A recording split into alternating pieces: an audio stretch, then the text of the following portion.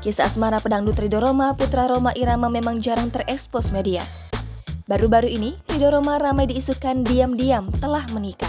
Dari rumor yang beredar, dikabarkan putra Raja Dangdut itu telah mempersunting kekasihnya yang disebut keturunan Turki.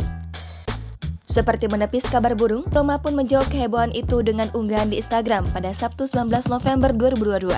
Ridho mengunggah foto serta video pernikahan. Akan tetapi, bukan dirinya yang menikah, melainkan adik perempuannya. Unggahan itu secara tidak langsung meluruskan kabar yang menyebutkan dia telah menikah.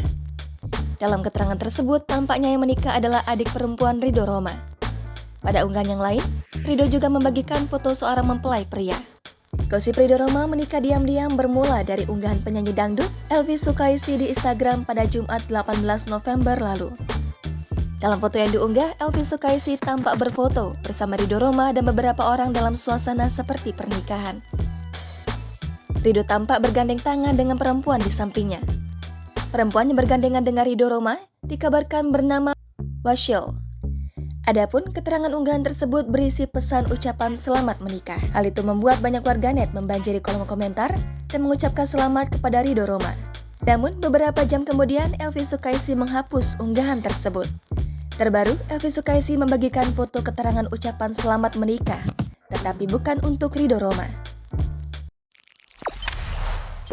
Jangan lupa subscribe, share, komen, dan like ya!